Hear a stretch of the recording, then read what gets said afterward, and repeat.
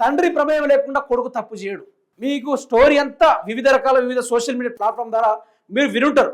ఆ social media కథ ఏంది, బండి భగీరథ చేసిన వ్యవహారం ఏంది, అసలు వాళ్ళందరూ కలిసే ఉన్నారని కొన్ని ఫొటోస్ వస్తూ ఉన్నాయి, వీడియోస్ వస్తున్నాయి. మరి ఇందులో ఏది నిజమని చాలా వరకు డౌట్లు వస్తూ ఉన్నాయి మీ అందరికీ. సోషల్ మీడియాలో ఒకటే చెప్తే వినండి.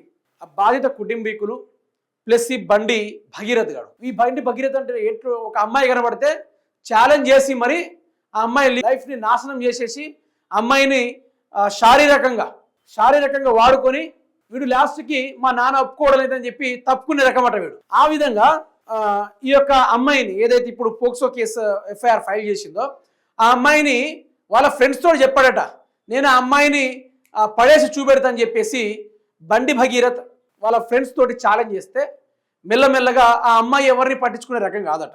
ఇట్లాంటిది వాడు పిఎం కొడుకైనా సీఎం కొడుకైనా ఎవడి కొడుకైనా పట్టించుకునే మెంటాలిటీ కాదట, స్టేట్ ఫార్వర్డ్గా వెళ్ళిపోయే మెంటాలిటీ.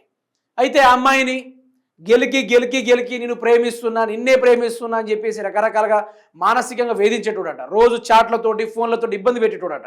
తర్వాత వాళ్ళ ఇంట్లోనే ఉండేటోడట. ఇక వాళ్ళ పేరెంట్స్ కూడా అనుకున్నారు ఫ్రెండ్ కావచ్చని అనుకున్నారట. అంతే. అమ్మాయిని కూడా బండి వెనకాల ఎక్కడ కూడా పంపలేదట, వాళ్ళు కూడా ఇష్టం వచ్చిన కాడ పంపలేదట.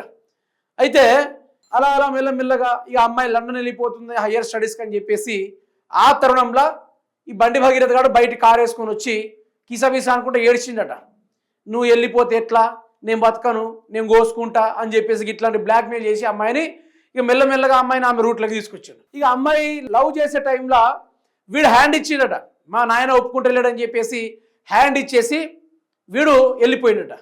సరే ఆ తల్లిదండ్రులు తర్వాత ఈ అమ్మాయి చేయి కోసుకోవడం, తర్వాత డిప్రెషన్లోకి వెళ్ళిపోవడం, ఆ తల్లిదండ్రులు అంతా ఈ ముచ్చట్ని మొత్తం తెలుసుకున్న తర్వాత అమ్మాయిని మార్చేసే ప్రయత్నం చేసి మార్చేసిరట. ఇక అమ్మాయి జీవితం అనుభవిస్తుంది. ఆ గాడిదిగాడు ఇంకో నలుగురు అమ్మాయి జీవితాన్ని పాడు చేయడానికి వాళ్ళు ప్రయత్నం చేస్తూ ఉన్నారు. ఈ కార్యక్రమంలో బండి కానీ ఒక దోస్తు ఒకడు ఉన్నాడట.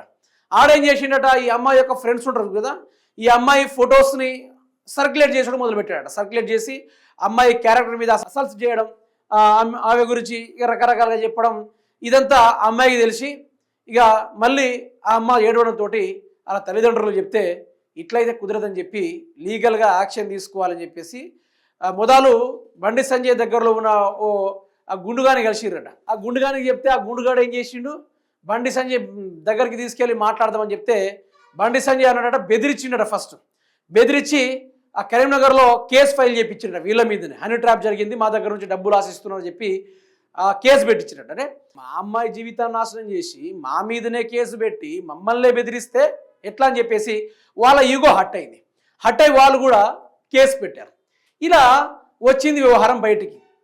అంటే ఈ లెక్కన బండి సంజయ్ గారి యొక్క కొడుకు వానికి బాగా ఎట్లా అంటాడంటే దినం సాయంత్రం అయితే ఆయనకి పబ్బులలో అమ్మాయిలతోటి కాలయాపన చేయాలి, సిగరెట్లు కొట్టాలి, గాజు కొట్టాలి, అటువంటి వాతావరణం కలిగినోడు. ఒక సామాన్యుడికి ఇంతగానో ఉత్సాహం అవసరమా? ఈ ఒక సామాన్యుడు, ఇప్పుడు సామాన్యుడే కదా, వాడు ముఖ్యమంత్రి లేకుంటే వాడు ఆ కౌన్సిలర్ వార్డు మెంబర్ కాదు కదా, ఒక సామాన్యుడు ఎవడైతే ఏందబ్బా పోక్సో కేసులా తీసుకెళ్ళి బొక్కలేయాల్సింది పోయి సిట్ వేసిరు. అందుకే నేనేమంటున్నా, A1 ముద్దాయిగా బండి కొడుకుంటే A2గా మాత్రము బండి సంజయ్ గారే ఉంటారు. ఇది ప్రధానంగా పేర్కొన్న ముచ్చట.